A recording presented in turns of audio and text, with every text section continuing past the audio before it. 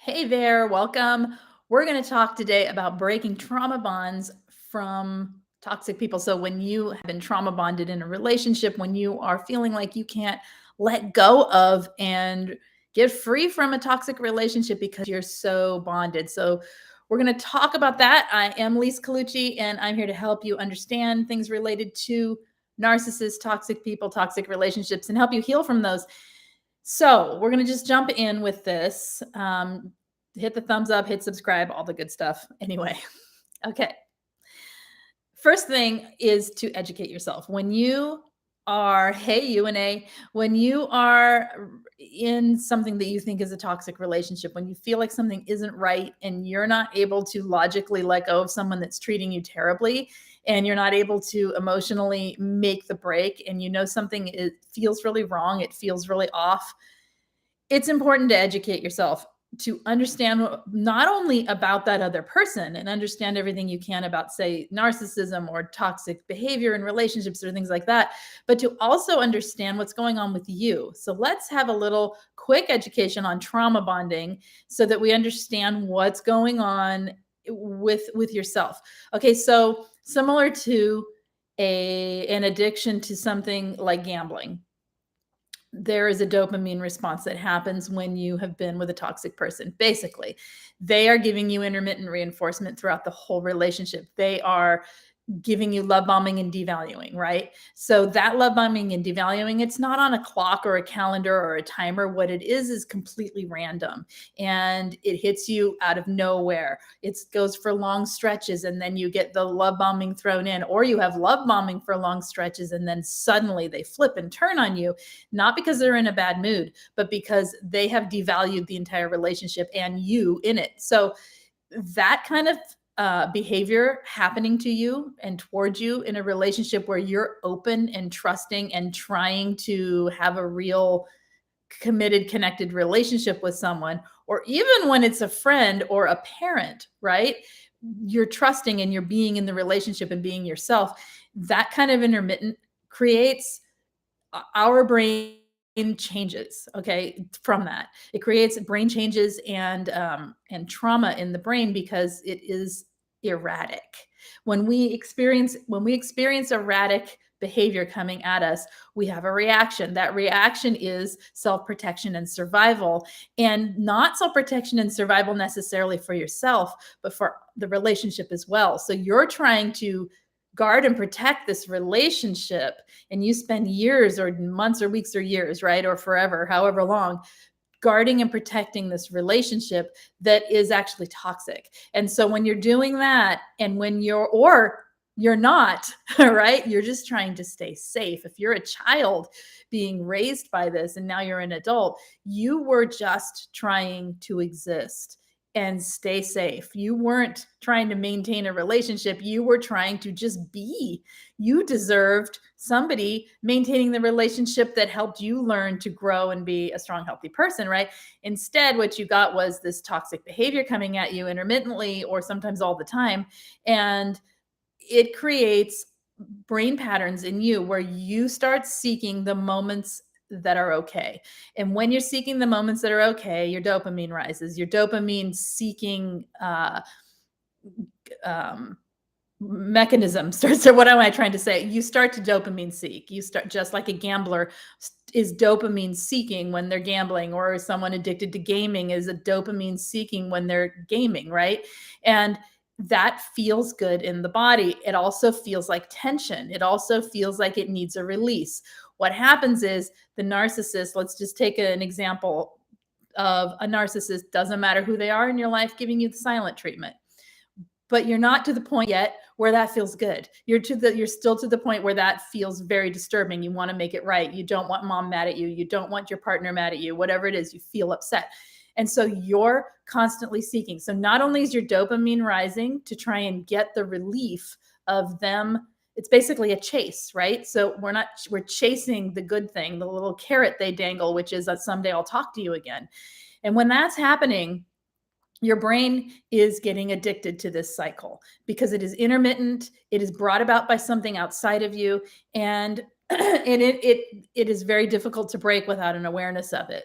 If you're aware of it, you can deal with the discomfort of that seeking. You can know what it is, and you can, do things to calm yourself down. But when you don't know what's happening, it's confusing. I explained this to a couple the other night who has something going on, and they both had never heard this, and it made so much sense that they got silent because they were like, oh my gosh, that's what's been happening to this person in their life. Okay. So when you're going through that, there's other things that are happening. It's not just the dopamine, your cortisol is rising. Your cortisol is your stress hormone. Your stress hormone's rising. When your stress hormone rises, you go numb, you go distant, you disassociate, you get angry. There's all kinds of things that can happen depending on who you are and your own personal coping mechanisms, right? And so that rising cortisol is very unhealthy for you. It is fantastic for a burst of energy to get you out of a situation. But prolonged cortisol rising is very unhealthy for you. It causes inflammation. It causes more stress, headaches, illnesses, all kinds of things can happen. Anger, rage, right? From the cortisol being too high, weight gain, weight loss. It just depends on obviously the person. So, not good for you, but that's what's happening. It's part of the process as well. When your cortisol is very high, and your brain has inflammation from the levels of cortisol being high, it's difficult to not stay in a state of fight flight. When you're in a state of fight flight, your amygdala is taking over, the part of your brain that is get out of danger now, hot pan, whatever, the part of the reactive part of the brain is in charge. When that is in charge, the rest of your brain shuts off. That's how it works. Okay. And when that rest of your brain shuts off, I don't mean you're like, you can't think of anything, but you're in a fog. The who is you is in a fog, and you're in reaction. When you're in reaction and survival mode, there is no logical thinking. Okay. And then here's another thing that's happening when you're trauma bonded is there's cognitive dissonance because of the intermittent reinforcement being random, being intermittent, and because of the confusion of it, the way we've survived is to stay in those situations, and we think we need to stay in them because of all this other stuff, and because we're loyal, and because of emotions, and because of our own histories, right? It is almost like the cognitive dissonance is so confusing. That means you're holding two conflicting beliefs at one time. They are horrible. I can't leave them. I will never find anything better. Oh my gosh, they treat me like crap, at the same time.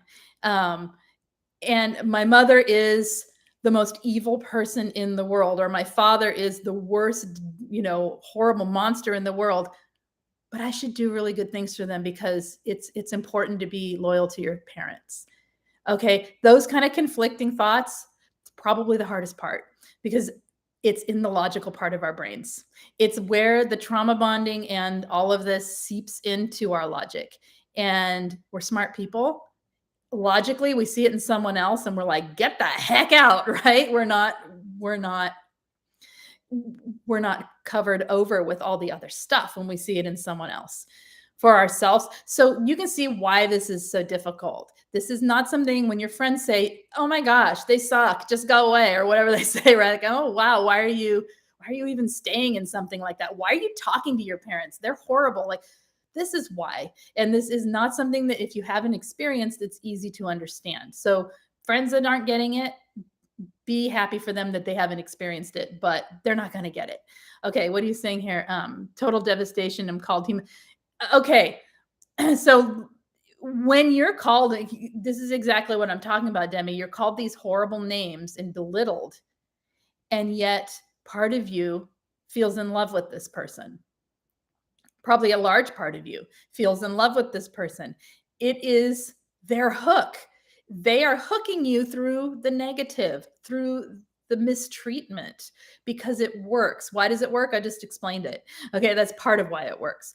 There's other things as well, and there's things you can do about it. That's the part that it's hard to do anything about, because it's what actually happens physiologically for pretty much everyone when they're in these situations. So I have a list here of things you can do about it. And because I got to keep this sort of short today, I am going to just read some things. So educating yourself is number one. Okay, so when you're in it, where Demi's talking about, or others of you might be experiencing as well, when you're in it and you can't let go. Focus on the what is going on right now in the moment. Stop projecting your fears into the future. Stop pulling from the past and throwing it into the future. Stop it. Just stay in the moment. It's step by step, moment by moment, one foot in front of the other, or 1 inch of a step, right, at a time sometimes. And that coupled with a whole lot of things. Okay. So every time you feel yourself slipping into the what ifs, I should have been better than, I should have been more, I should have done this, I should have done that. Anchor. What's going on in this room right now? I need to water that plant. That's what's going on. It's looking sad in the window because it's been warm. Okay. You see, I just took myself out of this chat and went to that plant, and I almost forgot I was in this chat and got up to water the plant. For real, it helps when you ground into what is needed right in this moment for yourself, for something around you. What are you noticing? What are you sensing? And that is why create a self-care kit with your senses. Get a candle that you like the smell of, get some soap that you like the scent of, whatever, a smudge stick, anything, something visual to look at, something to read, something for your emotions that is nourishing and feels good and feels real to you, something to taste. You can even stick a gum or a cup of tea or whatever, something, have it set up for yourself when you're in this so that you can grab these things to help you stay centered. You're not trying to necessarily medicate it away, right? What you're trying to do is come back to the moment. Come back to the moment and make that moment pleasant. Okay. They are unpleasant.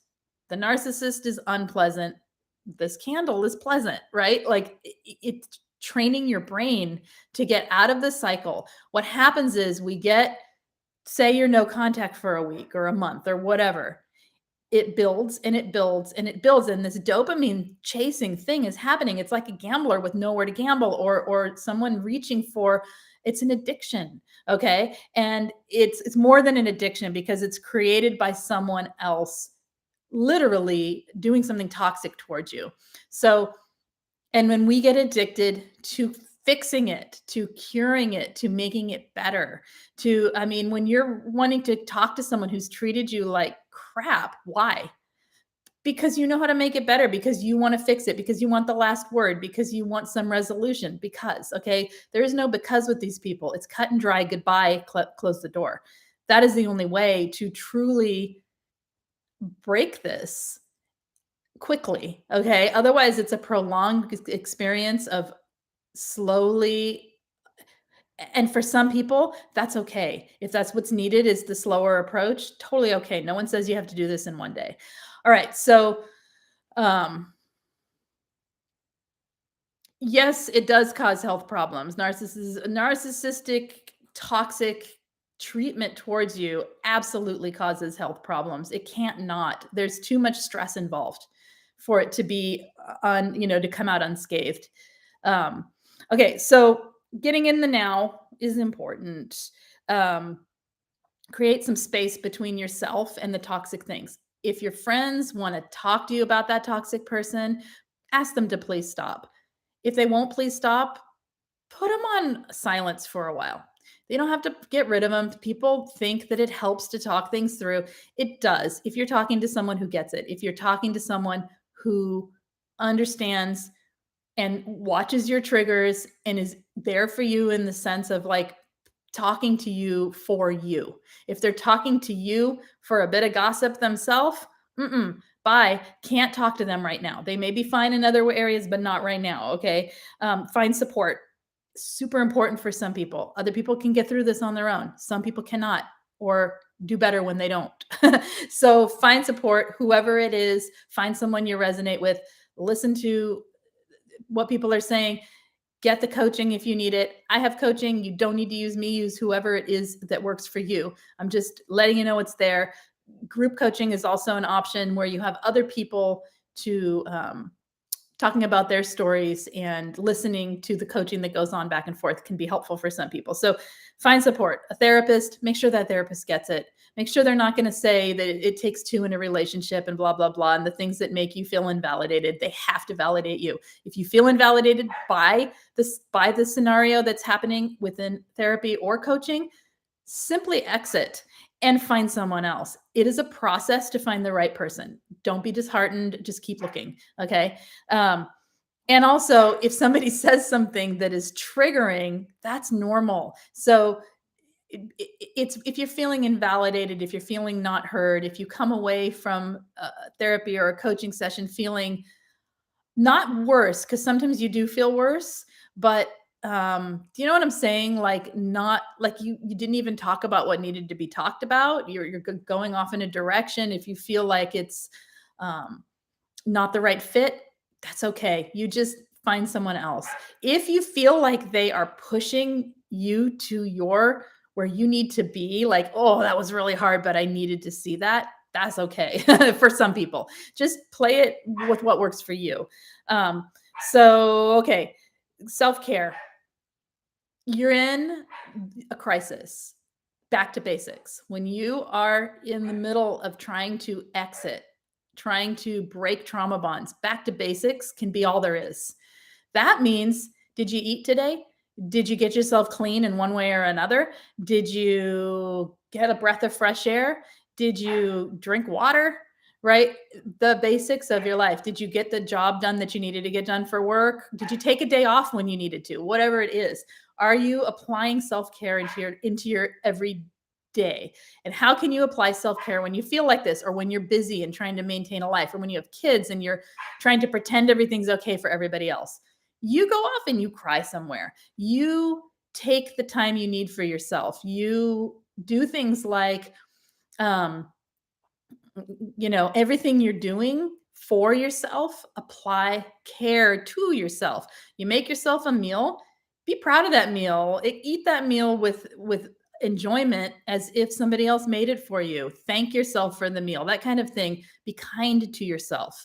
That's the biggest form of self-care we have to learn, because narcissistic abuse destroys that in us, totally obliterates it. So um yes, and journaling helps. Okay, we're going to keep going. So yes, keep adding tips into the chat. I'm going to read through before we end here. I have to end about 10 minutes. So um yeah, I'll read through and make sure they get on the verbal parts so that anyone watching later can see it.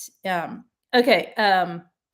If you have healthy relationships in your life, lean on them right now, but not too hard. Okay. Lean in the sense of, find the balance of, sometimes your friends aren't going to get it, but you know what they are really good at is making you feel okay for a few minutes.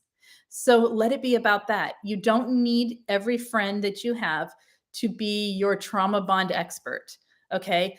Most people aren't going to get this. They're going to tell you things that don't make sense. Just get over it. Get tired of hearing about it. So go to your friends sometimes for the things that works in the friendship. Sometimes people are fun to go do something with, and you need that break. Sometimes someone's really good at just bringing some light into the thing. Take care of your friendships, and when it's not working and you need more, that's when you go to your support person that gets it. Right? It's a yes, I lean too much on the same people. It happens, and it's very difficult. Play pickleball, have fun. Okay. Um, give yourself space and time, and not only that, but permission to heal. My dog is wanting in, and I'm not getting her. You wait there. She wants in the house. She likes to sit next to me when we do these. Anyway, um, right. So give yourself the permission to heal and the space to heal, because this isn't linear. This is really complicated and complex stuff to break free from this. It takes time. Stop rushing. Stop pushing that it should be better tomorrow. It should be better today. It should be better in 5 minutes, whatever. Take some breath and take some space. Give yourself permission. You would not expect yourself to recover from the flu in one day, right? You're going to give yourself the week it takes to get your strength back. Give yourself the time it takes. There is no time limit. There is no time set.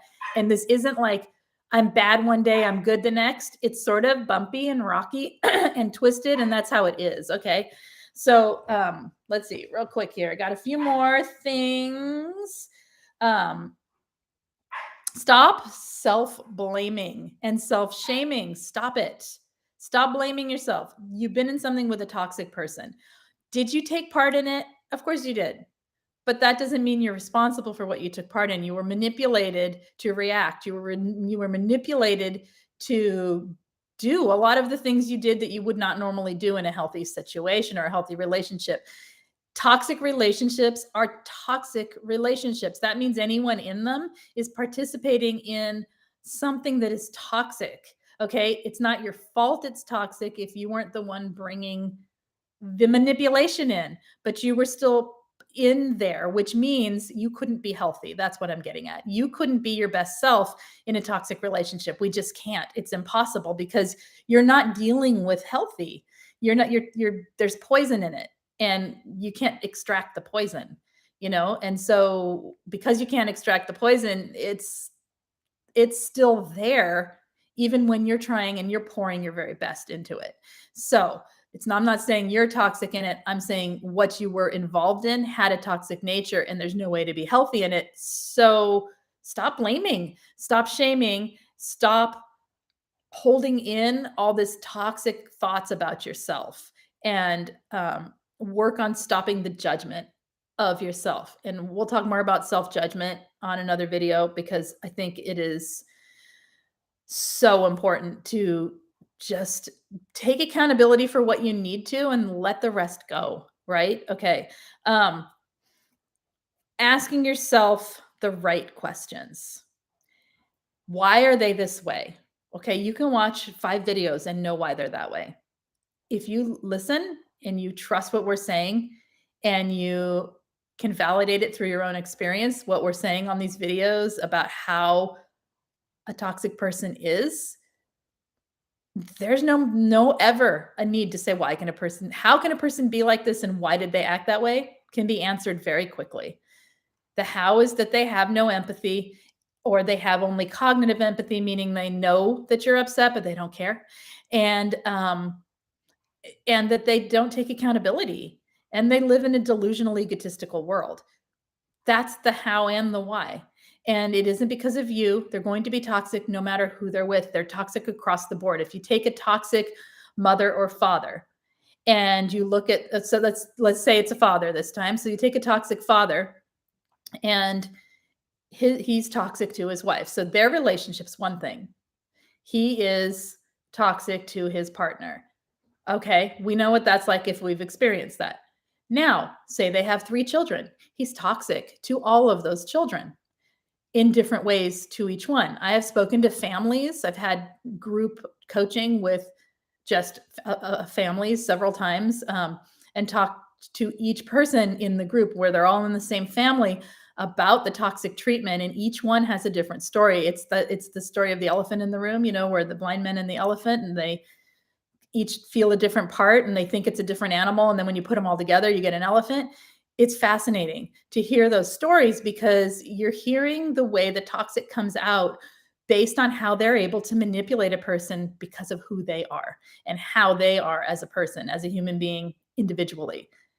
It's disgusting. And it's also fascinating because then you get the bigger picture and you realize that person's toxic all around. It doesn't matter who they're with. They're going to be toxic. They're going to be manipulative. That's what narcissists do. Okay. So that kind of perspective and that kind of awareness can help you see that this really wasn't you. And you need to stop participating in it. You need to step out. It's the only way out is out. The only way to stop is stop. Shifting your perspective is important. Seeing that this isn't something worth saving. Figuring out for yourself, why am I hooked? What is my personal hook? Everybody has a personal hook. What is it that makes it so hard for you to let go personally? And that's something to talk about in therapy or coaching because that is where the root of it is for each of us, okay? It's going to be different for everyone. This is why you can't have, there's not one answer to this. This is a whole lot of different things to look at for each person. It's going to be different. Okay, a lot of us go disassociative to our own feelings. We may feel the hurt, the rejection. We may feel all the stuff from the toxic person's influence, but we're not feeling what we deeply feel, which is the injustice, the anger, the what we would feel for someone else. We're not feeling it all. We're feeling parts of it, or we go completely disassociative and don't feel anything. I can turn it off and handle toxic people in my face and be able to respond to them without a reaction because I'm trained to from toxic people in my life, right? Not It's a great skill when you need it, but it is not something to live in every day. If something comes up, I mean, of course I feel it later because I have taught myself that I need to then feel those feelings in order to process them, let them go and get out of that sticky emotional space that is just heavy, right?